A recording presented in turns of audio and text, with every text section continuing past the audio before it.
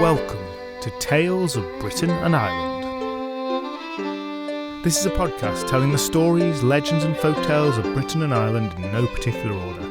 Presented by Graham and coming direct from South Yorkshire, each episode tells a story or selection of stories from all across these islands and throughout their history, followed by a short and decidedly inexpert discussion of the origin and themes of each tale. Before we begin today's story, an announcement and a short apology. Firstly, I'd like to apologise because at the end of the last podcast I said that this episode would be the start of branch 2 of the Welsh legends, the Mabinogion. It's been a busy old time here, and unfortunately this proved not to be possible. So we've got a story I've been meaning to tell for a while now as a stand-in. The Mabinogion content will still be coming, and definitely will be next episode. Secondly, after many months of threatening to do so, I've now set up a Patreon site for the podcast. I'm really delighted that some people have signed up already. So more on this at the end of the episode. Right, without any further ado, and to paraphrase Pink, let's get this story started.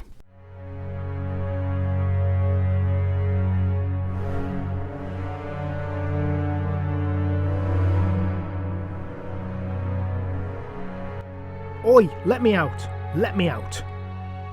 The unfortunate new prisoner railed against the chains that held him to the wall. He rattled them, he shouted, he demanded, he was angry. He still had some life left in him. His silent, brutalised companions in the cells all around knew that wouldn't last long. Hope withered and died here, followed shortly by the prisoners themselves. This was long ago, in the early days of the Merovingian Frankish kingdom. Those luxuriously locked, long-haired kings, descendants of the five-horned aquatic bull, dominated the lands of Western and Central Europe for a couple of 100 years. Though none of this seems particularly relevant to these unfortunate prisoners, who, at the whim of some local count, or more likely his subordinates, had been cast into this fetid place to work during the days and to waste away at night, with not even the pretence of a trial. So differently from today, those so incarcerated were hardly terrible criminals, their crimes ranging from looking at a noble funny, to the pettiest of thefts, to absolutely nothing at all, except that the Count fancied himself some more of a slave workforce. So yes, I told a bit of a lie there. It's not that different from today at all. The more things change, eh? A few weeks and our energetic, shouting prisoner had been much reduced by his toil, meagre rations and harsh punishment. And at this point, a new prisoner was introduced to his cell. The new man was composed and silent, not a shouter he. He sat on the cold stone floor, deep in thought. His cellmate watched him. Around the neck of the newcomer was a simple cross, wooden, not valuable enough for the guards to take it off of him. He was a Christian then. Of course, everyone was meant to be Christian now that the king was, but this was a big country, and ideas spread slowly here, and baptisms, well, they were more in vogue amongst the well-to-do. The new man eventually spoke up. Softly, but assuredly, he said, "Sir, it's been a pleasure to make your acquaintance, but I'm going to leave here now." The levels of sincerity and confidence in that voice moved the man who had lost all hope to laugh a little for the first time in so many weeks. "You are you? Well, good luck to you, sir. I do hope it was not my company you found wanting." No, said the Christian. "I just know that there's more to my life than this, and there's more that he intends for me, and he will not stand for this." "Ah, he. That's your Jesus, isn't it? Well, I hope he works for you. I've tried asking him, and his dad, and Jupiter, and Odin, and even Clovis, if any of them will help me out. But none of those bastards seem to want to lend a hand." "You don't believe me. And that's fine. But can I just ask you, do you want this life?" "What kind of question's that? Do I want to work to death in this awful place, being beaten by those sadists, living on meagre rations, waiting to die in a ditch? No, of course not. I want to be rich. I want to live a long and fulfilling life. But you can't think about that here. The Christian was silent for a few minutes before he said, Well, yes, of course. Then perhaps you'll join me in leaving. Oh, do shut up. But he was no longer listening. He was praying, speaking words under his breath. Towards the end of his prayer, his voice rose, and his words could be made out. And so I implore you, Leonard, to see the injustice and to set me free. From somewhere unseen, there came a very slight, almost imperceptible sound, as though a choir were singing on some far-off distant hill. And then there was a metal click and a crunch, followed by the noise of manacles hitting floor, the source of which was much more evident. The Christian clapped his now free hands together. Thank you, Leonard. He stood up, picked up the manacles that held him mere moments ago. His companion gazed up at him in astonishment. Now, they say he lives in the forest, takes in the previously imprisoned. He's building something there, and that's where I'm headed. Say his name if you wish to join me. So much of the time, religions ask non-believers to convert based on the power of faith. But the effectiveness of this pales into insignificance next to seeing a real-life miracle before your eyes. The astonished other prisoner was immediately the most fervent Christian convert there ever had been. Leonard, I am an innocent man who has done nothing. Free me, and I shall gladly serve you. The choir, the click, the crunch, the falling of the manacles, and the sound of metal hitting stone. The door to the cell swung open, and the men walked out free. Now before we go, we must gather our brothers, said the Christian, turning to the next cell. And soon every prisoner in the place was crying out the name of St. Leonard, and the instruments of oppression and restraint were everywhere in ruins.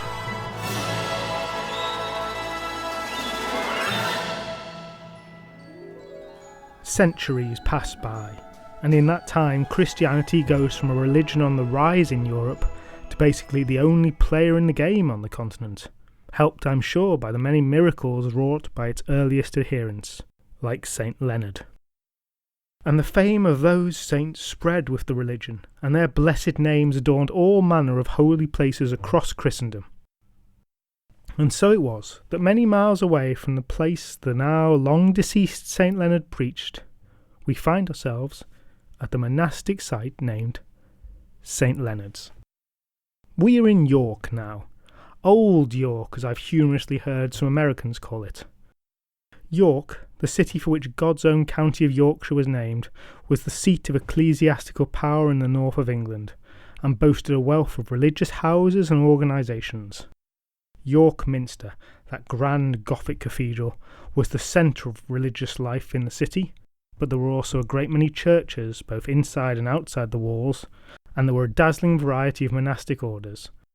The famously narrow streets of the busy city were bustling with religious fervour.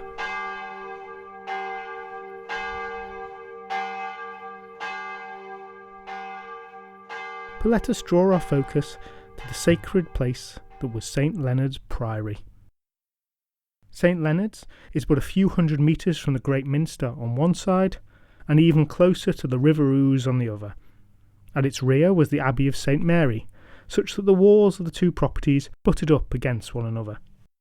And I wonder whether Brother Jucundus ever glumly considered the irony of his own position, given St. Leonard's contribution to the releasing of prisoners. I should back up. Jucundus, Brother Jucundus, that's not his given name, but his nom de monk, yep, that's what we're going with, his nom de monk, was one of the priory's more unhappy residents.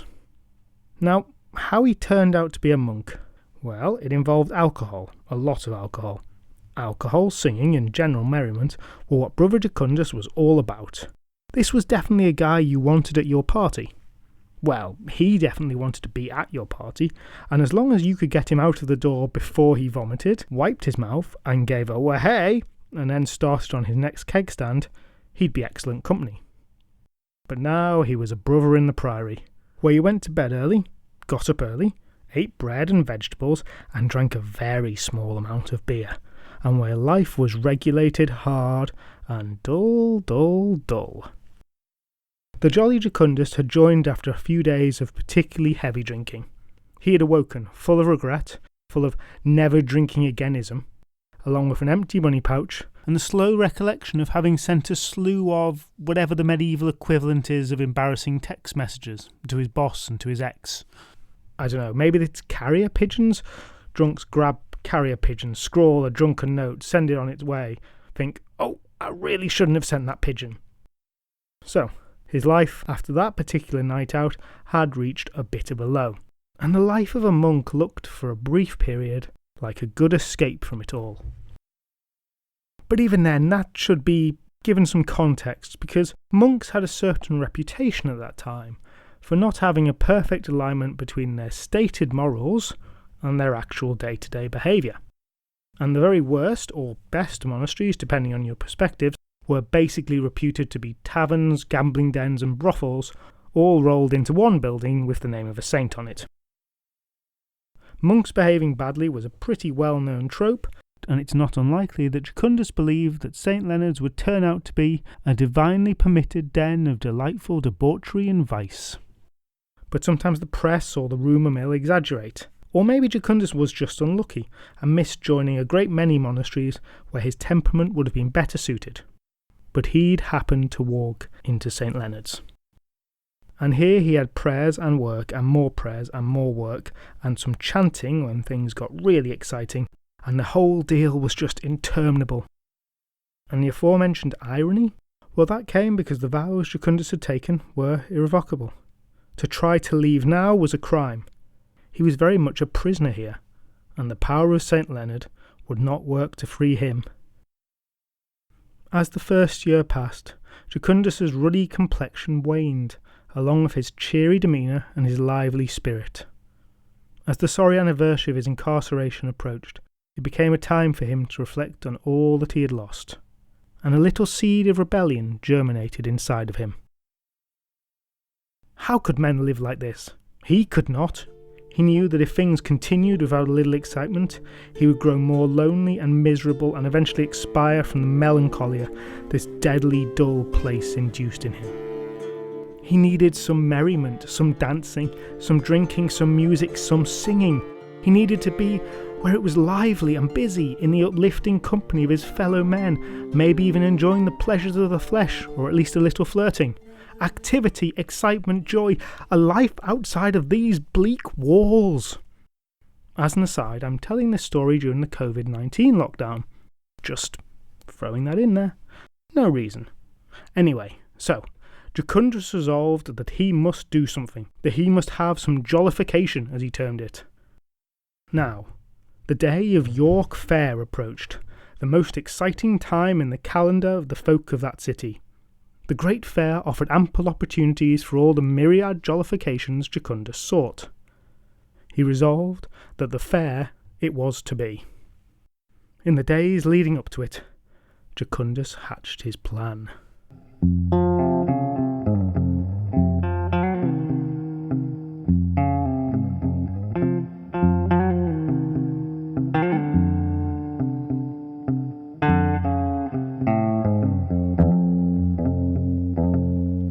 The rhythm of the Priory's day was an unusual one for us now.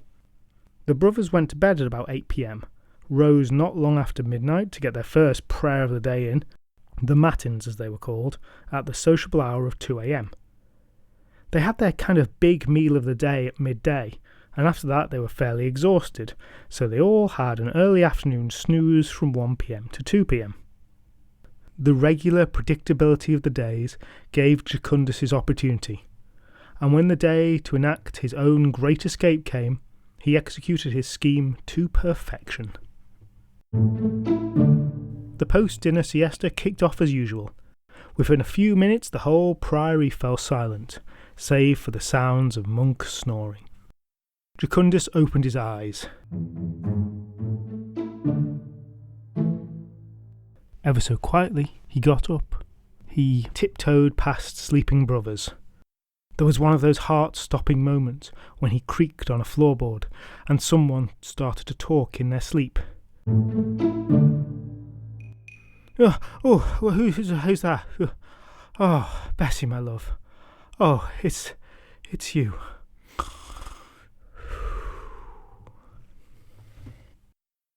He relaxed. Then he tiptoed down to the porter's lodge at the priory gates.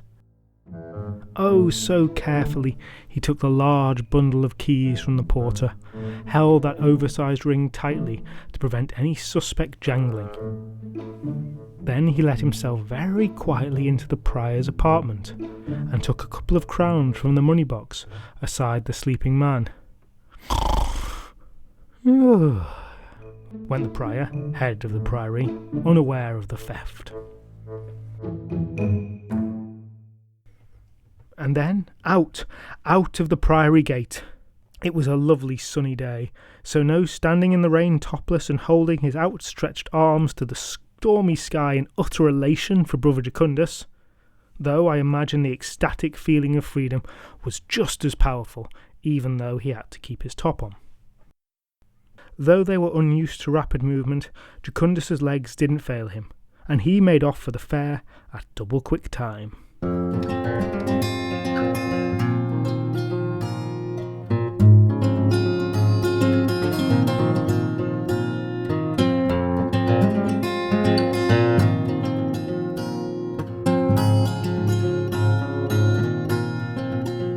The monks awoke from their nap as they always awoke, ready for an exciting afternoon of monking around. But they couldn't seem to find Brother Jucundus. The porter awoke and instinctively reached down to his belt for his keys, which were not there. The prior awoke, and as was his instinct, he went to count his money. There was less of it than before he had gone to sleep. I'm not really privy to whether Jucundus planned to get away with it, or just thought, damn the consequences. But whatever he expected, it didn't exactly take some CSI-type investigations for the details of what had happened to be pieced together by the monks. And Jucundus had really not helped himself by, in the weeks leading up to this, repeatedly mentioning to various of his fellows how much he used to love the fair, and then staring off wistfully into the middle distance. A crack team was put together to venture into the outsides.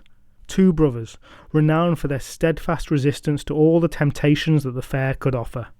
Not so much because their faith was strong and steadfast, a shield against the devil and his diabolical enticements, be it candy floss, strong beer, or a peck on the cheek. But no, because they were just really boring people. Colin Robinson types, who wouldn't know fun if it gave them a saucy wink and invited them to a cool house party. And these 2 exemplars of monkhood were sent out by the other brothers and made straight for York Fair. Jucundus was having an amazing time.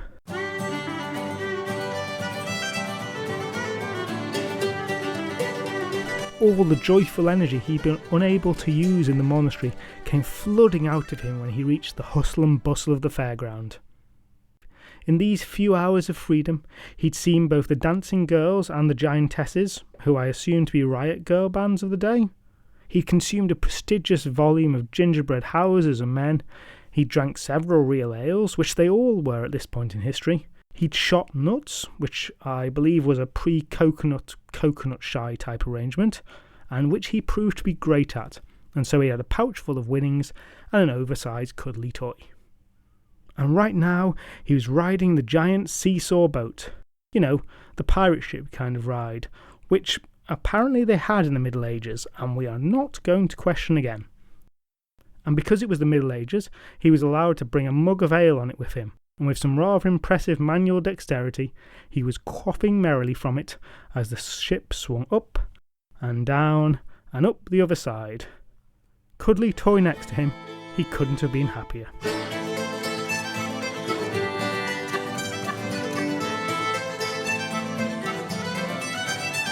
By the way, if the activities Jucundus has enjoyed strike you as a more wholesome form of entertainment than you were expecting, well, me too.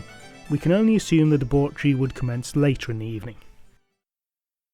The two boring monks ignored the rowdy crowds around them, the shows and the games and the fun. With the unwavering, unfeeling determination of two Terminators, they made their way straight for Brother Jucundus on the swing ship. The slightly sozzled escapee was rising into the air when they spied him, and at the top of his voice he was shouting joyfully, "In dulce jubilo! Up, up, up we go!" Because some of that Latin he'd learned had rubbed off on him. For those of you like me who weren't born to the upper classes, and so didn't enjoy the life trajectory of classics education at a private school, followed by PP at Oxford, followed by a cabinet position, I should probably translate that. In dulce jubilo, which I'm probably mispronouncing, means something like in sweet rejoicing, and is basically, in this case, a "Wah-hey, this is great!" Jucundus's face radiated pure, unmitigated joy, and he felt like himself again. In dulce jubilo, up, up, up we go. And down went the swing, and Jucundus suddenly spotted the monks making their way through the crowds towards him.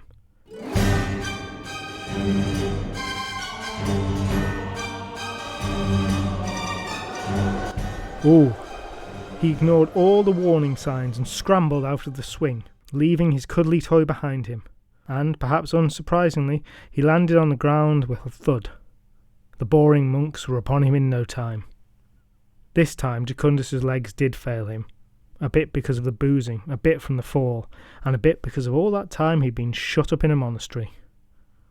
They failed him so much that the two reverend fathers had to get themselves a wheelbarrow to take him back to the priory. The prior stood at the gates, a hateful rage clouding his face. Jucundus looked up at him from his makeshift carriage, smiled happily. "Hello, hello, in dulce jubilo." Jucundus's few precious hours of freedom were over.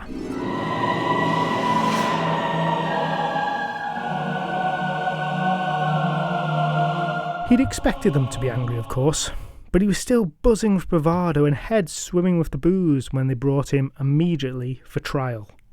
And this was absolutely within the remit of the monasteries. This was before the dissolution, before the state waded in, and within those walls the prior had power of judge, jury, and executioner. The prosecution's case was easy enough to set out. That the defendant, as was plain from the state he was in, and the testimony of those two brothers sent out to fetch him, that he had snuck out of the priory, fraternised with locals, become rascally drunk on stolen money, and basically broken every vow that he had taken. There was no monk to disagree with this, and no hotshot lawyer jumped up to defend Jucundus on a technicality. The prior came to him. "What have you to say, brother?" Jucundus looked around at the sea of angry faces.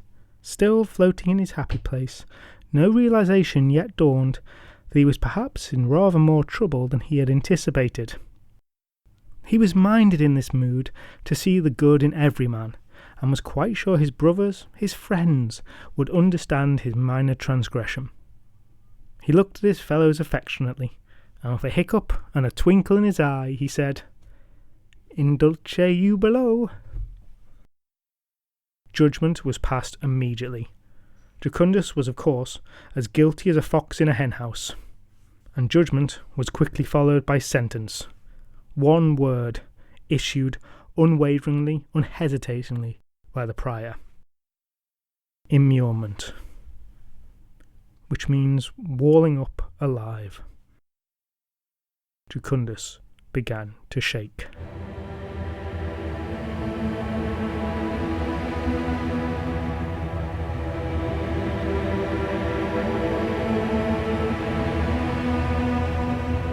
Silently they dragged the terrified man down to the cellar, begging, pleading. But there was no sympathy here. The sentence had been delivered, the grim task was to be done. A niche in the cellar wall was found, Mortar and bricks were procured, and within half an hour, Brother Jucundus was standing completely enclosed behind a brand new wall, some bread and water by his side. A twisted, cruel joke.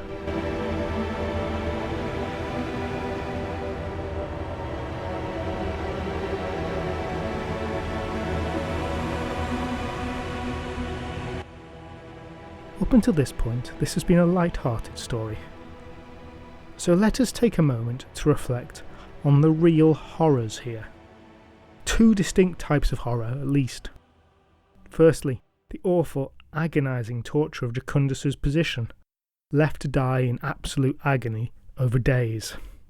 The desperation, the madness, the sheer, unimaginable awfulness of what he was being subjected to. Alone, starving, unable to move, in pain, terrified, and eventually to die. And let us also reflect on the cruel, calculating evil of the organisation that could do this, the insidious, dangerous logic that compelled a group of people to gather together to torture and murder a fellow for the very slightest of reasons, and all in the name of a loving God, and, in that most ironic twist of the knife, in a place named after a saint who freed the imprisoned. Now, of course, this is just a story. But this isn't dragons or elves or ghosts we're talking about. This is exactly the kind of real story that's been repeated time and again throughout the history of humanity, and is to this very day. The sheer chilling evil of ideology, groupthink, of dehumanization, of violence and murder wrought by men. A seemingly ever-true story, just the details of which change from generation to generation. Let's just take a moment and reflect on those twin horrors. But don't worry, from these depths it gets lighter. I just didn't want to pass over that without acknowledging it. Left alone, the terror rose in Jucundus. Adrenaline pumped through him. He beat his hands against the wall in front of him until his fists bled. But it was built strong. He cried and he wailed and he kicked and he rested his weight on the wall behind him. And he felt that wall sag. Its ancient crumbling mortar barely held the bricks together against his weight. He shifted his attention from the new wall to the old. He kicked backwards, felt a brick move. He kicked again, heard a brick fall. He pushed against the wall in front of him, pushed himself backwards, and suddenly, with a rumbling falling brickwork and a great cloud of dust, the wall came down, and Jucundus tumbled backwards atop of it.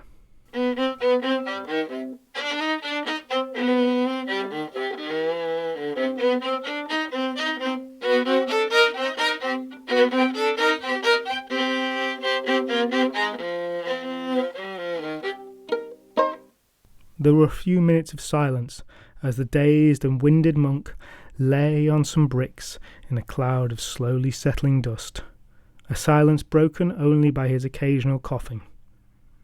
From somewhere far away, Jucundus half imagined he'd hear the singing of a choir. Quite a lot had happened to him today, really. He'd started off the day as a normal monk. Then he'd escaped, had the best few hours in well over a year, but the alcohol hadn't worn off when he was sentenced to die, and then entombed in a claustrophobic hellhole he had now managed to escape from. It was a truly tumultuous, breathtaking roller coaster ride of a day. And really, he would just like to sleep now, but with some heroic effort, his body summoned up all the strength it had left. He had to get away. Now. Jucundus sat up. He was in a cellar, quite similar to the one behind the wall. It was dark, but he could just about make out the dim light from a stairwell, a way out. Carefully he made his way to the stairs. There was a door at the top, but light came in from around it. Jucundus bent down, looked underneath the door, and what did he see but the feet of people passing by in some corridor, people clad all in white. It all fell into place. He was in the cellar of St. Mary's Abbey. The building itself was only a few hundred metres or so from St. Leonard's, and the cellars must run right up to each other, with just a thin partition wall between them. A wall that Jucundus had just broken down. For all his poor impulse control, Jucundus was not a stupid man, and he considered his next steps very carefully. First he went back down the stairs into the cellar. There were all kinds of barrels of what he was sure was alcohol down there, but nothing could have been further from his mind at that moment, and he ignored them all.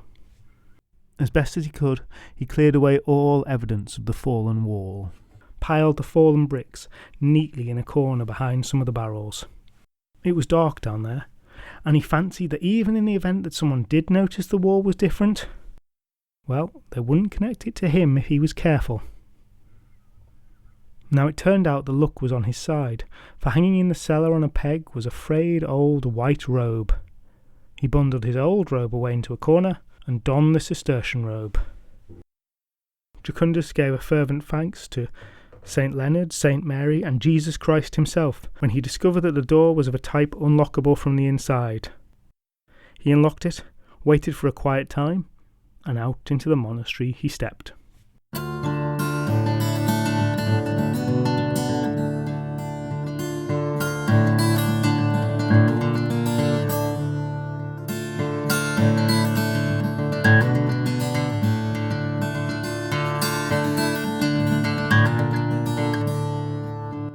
Now, compared to St. Mary's, St. Leonard's had been a veritable frat house. At St. Mary's, the monks took vows of silence broken only for song, prayer, and for one day of the year when speech was permitted, Easter Sunday. They worked harder here than in St. Leonard's. They slept on rigid boards and generally led a dreadfully dreary existence. But all of this worked somewhat to Jucundus's advantage. No one could ask him, "Who are you?" or even wonder, for it was not permitted to think of anything except one's own salvation and spiritual development. So all he needed to do was sit with the monks at dinner, and he would get fed, find a board in the dormitory, and there he could sleep. And no one had any reason to suspect that he had arrived in the abbey in anything but the most usual manner. And given the awful fate he had just avoided, Jucundus was happy just to be alive, and he slotted himself into the day-to-day life of the abbey without complaint, grateful for his unlikely survival. However, joy of escaping death is not a sustainable foundation on which to build a meaningful life, and this was especially true for Jucundus, a man whose temperaments were so ill-suited to the position he found himself in now. A year on, and memories of last year at York Fair intruded more and more into the drudgery of the everyday. Almost forgetting the results of that excursion, Jucundus just remembered how wonderful it had been, how free he had felt, how at that time he felt far more in touch with a sense of the divine than he ever did at St. Mary's or St. Leonard's. But whilst getting in here had been easy, of a sort, getting out was not so. Monks didn't leave. He had no cunning plan, and he was a bit wary about trying to develop one given last year's events. But fate intervened on his behalf. Coincidentally, a week or so before York Fair, the cellarmaster expired. Very sad, of course, not that anyone had really been able to get to know him, but still a shame. Now, the abbot, for inscrutable reasons of his own, decided to pass the responsibility on to Jucundus. Given the vows of silence, I can only assume this was all explained by hand signals or maybe semaphore. Actually, hang on, I don't know what the rules on writing were. I kind of assume note passing was frowned upon, though you wouldn't be able to make them read it out in front of the whole class. But maybe it was okay if the abbot was doing it. Anyway, it was explained to him. Now, the role of the cellarmaster was to bring up from the cellar every single day a very small amount of the weak beer that the monks took with their meagre rations. However, on occasion the monastery might have important visitors, royalty or clerics from Rome, and for those occasions they kept a stock of fine wines and more expensive beers. The cellarmaster role was a vital part of abbey life, and for Jucundus to be trusted with it was a great honour.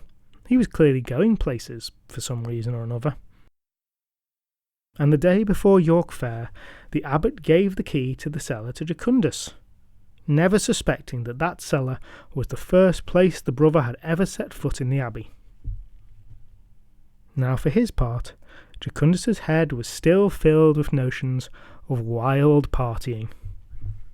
And yes, you are probably well ahead of me in this story already, but just humour me for a moment. Now, after all the monks had gone to bed, down to the cellar goes Jucundus, lantern in hand, to look around, familiarise himself with his new job. There are all the barrels that a year ago interested him so little, but now they looked very tempting. He took up an earthenware tankard. Couldn't hurt to have just a little.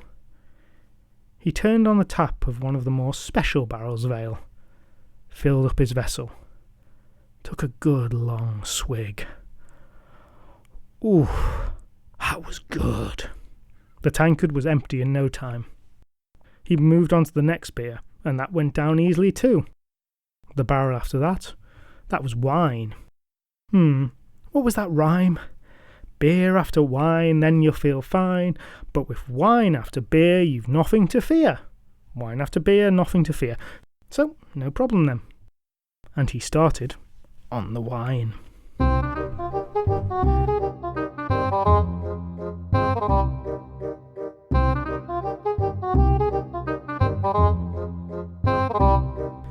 It was the absence of the small tipple of breakfast beer that started the discontent.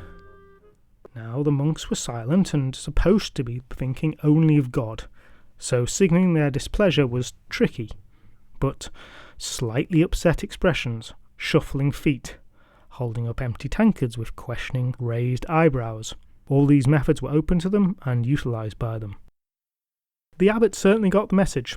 And when the beer still failed to appear, and even the abbot's mug was empty, well, there had never been such disruption to the daily ritual. The cellar master brought the beer. That was what happened. And the abbot thought that his choice had failed him. How did that reflect on him? He began to grow very angry. His face went red, and for the first time he broke his vow of silence. "I want my beer. Where is it?" And the dam broken, there came a great flood of voices from the monks. A wild chant of "Beer, beer, beer" echoed through the abbey's hallowed halls. Soon a maddened mob of unmuted monks rushed into the cellar. "We want beer! We want beer!" they screamed like an unruly mob of football hooligans. There, of course, they found Jucundus, bleary-eyed but still just awake, swinging his tankard above his head, fine wine spilling out of it. "In dulce jubilo," he somehow managed to get out, and as he was bodily carried up the stairs, followed that with a cheerful, "Up, up, up we go."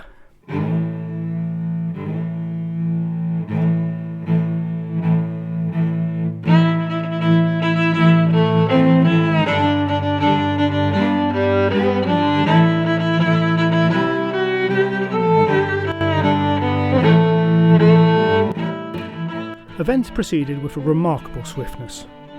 The trial in this case, such as it was over and done in about as much time as you can recite Clause 39 of the Magna Carta, which states, "No man of what state or condition he be shall be put out of his lands or tenements, nor taken, nor disinherited, nor put to death, without he be brought to answer by due process of law." The sentence was passed. With bell, book and candle, Jucundus was excommunicated in record time. Then they fetched some mortar, took Jucundus down to the cellar, stripped him of his holy robes, and, using a pile of old bricks that were conveniently lying around, they walled him into a niche in the cellar where he had committed his crimes. They left him with a mocking loaf of bread and a tankard of ale, given he liked it so much. All of this was done without so much of a moment's hesitation. Not bringing the beer clearly deserved execution. We've concentrated on the horror and hypocrisy before. Remember all that for a moment. The darkness that lurks in the heart of men is still just as present here. Now, Jucundus was once again in a bit of a pickle. But despite it all, he hadn't properly absorbed the seriousness of the situation. Having been given even less time than last year to sober up, he was still pretty sloshed in his tiny, uncomfortable prison.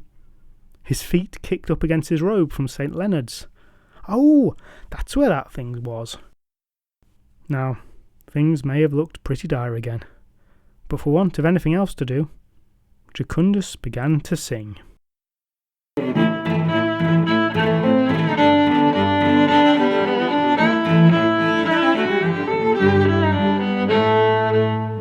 Now in St. Leonard's, it was a year since the time they had walled up one of their own and left him to die an awful death.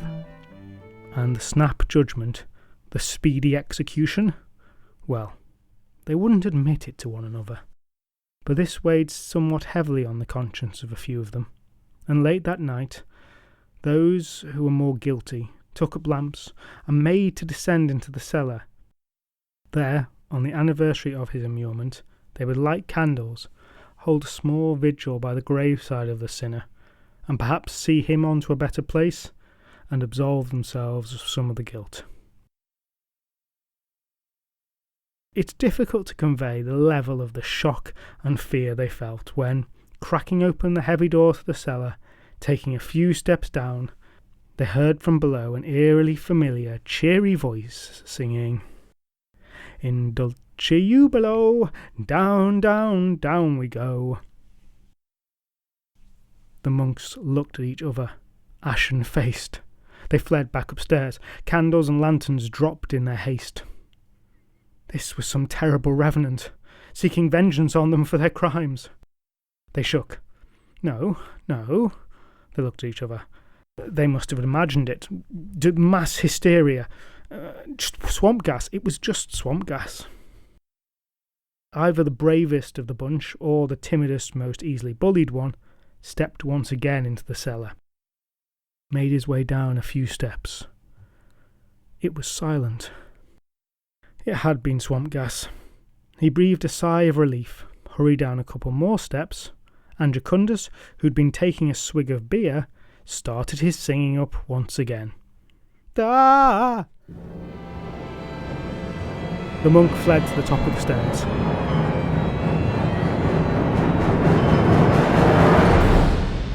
There was definitely a ghost. After much deliberation, they went and woke the prior. The prior was, perhaps understandably, angry at being woken, angry at this base superstition, and his anger was enhanced by his own suppressed guilt. How dare they bring this up? How dare they remind him of it? Jucundus had been a sinner. It was fine what they did. It was justified. It was the will of God. Furiously he took up the lantern, led the monks down the steps into the cellar, lifted the light up to the bare wall they had built a year before. "See, brothers, just your imagination." "In dulce jubilo, up, up, up we go." The prior gave a terrified shriek, dropped the lantern, and fainted clean away. Jucundus could hear them from behind the wall, and now he had a plan. His muffled voice came. "Hello, brothers. A very good evening to you all. Been waiting for you.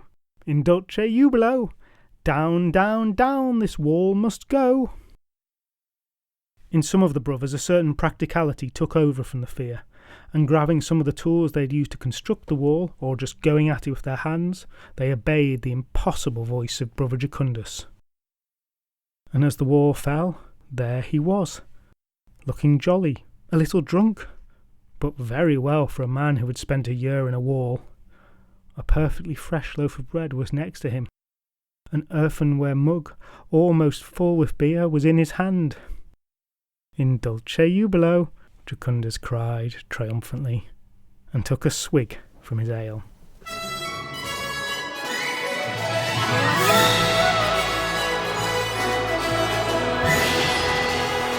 The situation developed at pace. Word quickly spread of the miracle in the cellar. The prior of St. Leonard soon found himself a new priory elsewhere to go and be head of, where he wouldn't be reminded of the man that he'd unjustly sent to execution, who'd stayed alive for a year in a wall. A mixture of awe, fear, guilt, and a genuine belief in the miraculous power of this man who had spent a year in a wall and come out singing meant that the brothers unanimously chose Jucundus to be the replacement prior, and he was installed as the head of St. Leonard's within the week.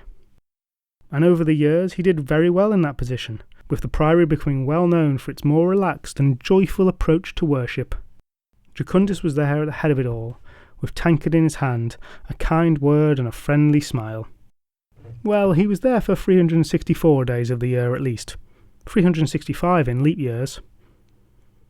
But one day, every year, the day of York Fair, he would retire to his quarters and be seen by no one until very late the next morning, looking slightly dishevelled, but exceptionally full of good cheer, and greeting all who passed him with the words, "In dulce jubilo."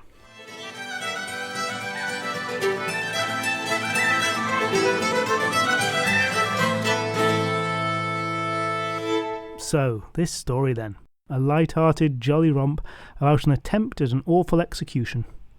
Did I highlight the dissonant juxtaposition enough, do you think? Maybe I overdid it slightly. Now, as usual, there's a bit to talk about here. Firstly, I'm going to throw it out there that I didn't use the word liminal to describe the space between the walls in which Jucundus was trapped, which, given his transition between the two monasteries, would have been absolutely perfect. This failure basically means I will never be allowed into the hallowed hall of the academic folklore community, so that's a bummer. Might use it in the episode description, maybe that'll let me get away with it. Secondly, I resisted making the monks of St. Leonard do a particular V sign whenever they greeted each other. I kind of wish I'd put that in now. Anyway, let's talk a little on the origins of this story. On a personal note here, I used to live in York and have actually seen the ruins of both St. Mary's and St. Leonard's. They are real places, now located in York's museum gardens. You can go and see them, have picturesque photos taken with them. The museum that's there now is well worth a visit. The gardens have a little storytelling area, which obviously appeals. And if you sit still in the garden for a couple of minutes with some food, you'll be mobbed by some incredibly tame and therefore very aggressive squirrels, which will run all over you. It's positively delightful. Most of the two abbeys are a ruin, but there is a separate building, the Hospitium, which was once a separate bit of St. Mary's where guests were housed, away from the monks, and presumably served great beers and expensive wines. I've been there myself, for a Viking wedding no less, because that's the kind of thing that happens in York. Now, I will point out before it gets pointed out to me that St. Leonard's was actually a large religious hospital and Gnostic priory. I kind of assume that was changed to make this story work better. So, the origin of the tale. Firstly, that bit about the prisoners and St. Leonard at the start was my own addition. However, the shackles falling off prisoners was very much part of his story. The story of Jucundus and his miraculous escape was one that I heard told sometime not long after I moved to York. I wouldn't say it's widely known at all, but because it's tied to such a specific location, it has made its way into the retinue of some local storytellers. And I actually really enjoy the story. It's simple, it's silly. If you ignore the horror, it's just kind of amusing. And maybe it's just me, but Jucundus is such a likeable, identifiable with character. So, where did the story come from? Well, guess what, guys? That's right, it's a 19th century folklorist. And actually, it's one of the big hitters we've not mentioned yet. The Reverend Sabin Baring Gould is perhaps best remembered now for having written the hymn Onward Christian Soldiers, but he was also an incredibly prolific author and a folklorist of a sort. There's a lot to say about the Reverend, who is one of those people who appears to have done more than is possible within a single lifetime. However, in all of that, I'm going to mention that, according to at least one source, he had a pet bat that hung to his shoulders while he taught classes, which is amazing, and I'm not going to dig too deep into it to find out whether it was really true. I want a pet bat. Now, when it comes to folklore, he's perhaps best remembered for two things. Firstly, his large collection of folk songs from Devon and Cornwall, and secondly, his 1865 book on werewolves. But he was for much of his life a resident of Yorkshire, and amongst his many works was one called Yorkshire Oddities, Incidents and Strange Events. It's a bit of a mishmash of a book, really, consisting stories that range from pretty much village gossip about people with unusual habits, to short biographies of lesser-known historic Yorkshire figures, to Fortean Times-type tellings of ghost sightings.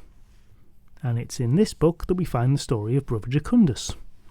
Now, immurement as a theme is a very old one. Stories can be found about it from across the world, and in particular there are stories of nuns being walled up as a punishment.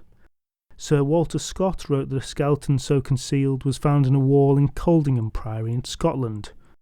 Though I've not actually verified whether that's true, there were certainly stories that existed about it, and it does seem to be very likely that something like that may have really happened, at least on occasion.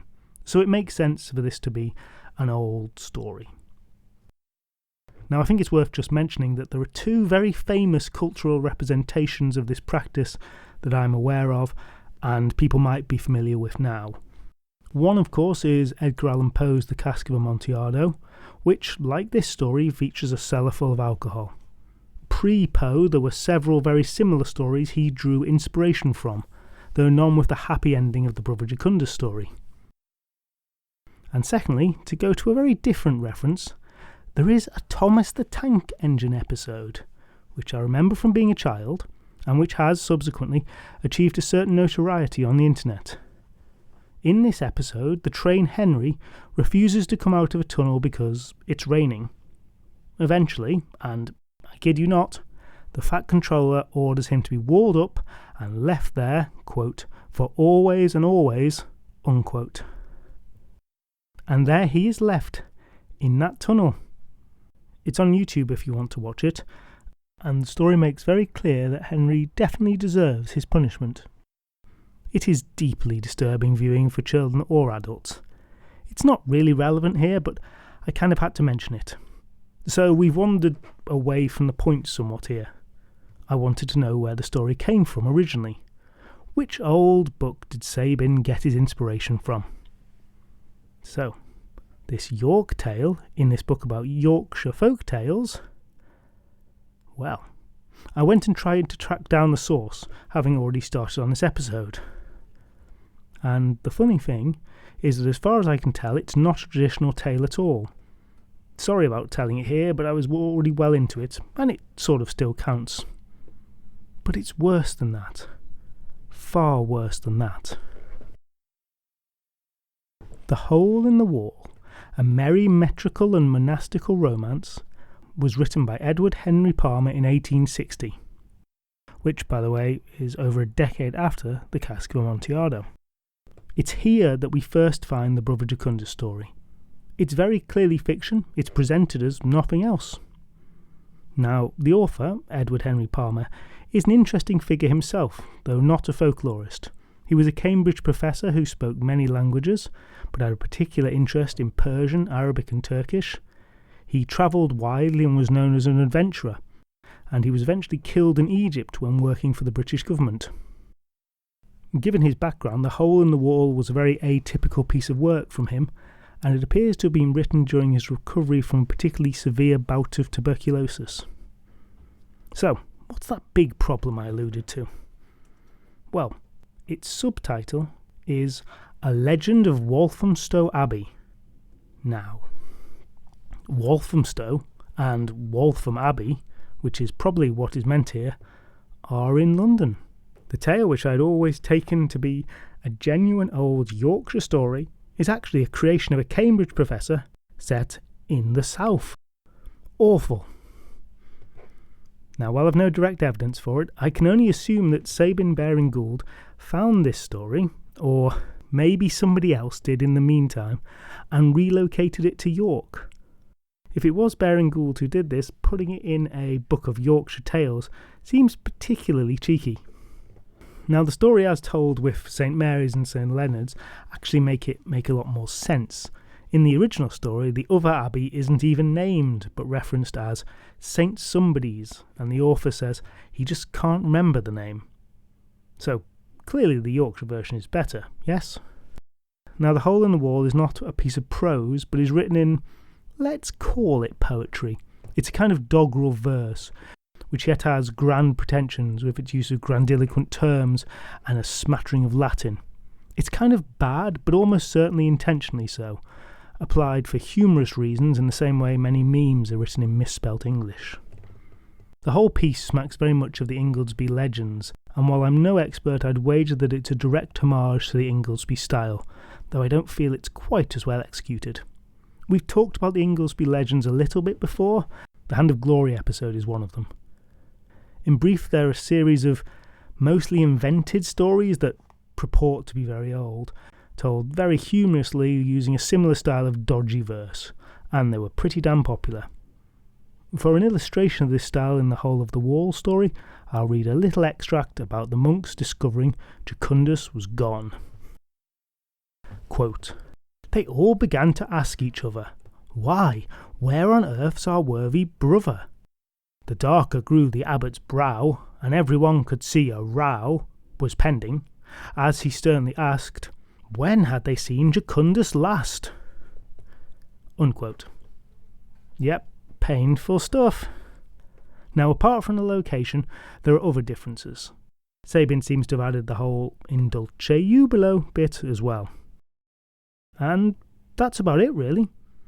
So, even though it sounds old and from Yorkshire, it's not. But I hope you enjoyed it anyway. Now, before we conclude, just a few more bits of business, I suppose. Firstly, as I mentioned in the opening, the podcast now has a Patreon page.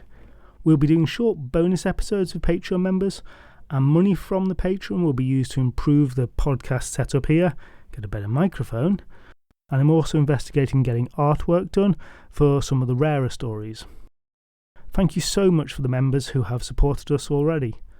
Hannah, who found the Patreon even before the page was officially launched, Liam, Jules, Chris, Tia, and the Fairy Folk, which is another great podcast you should check out, by the way.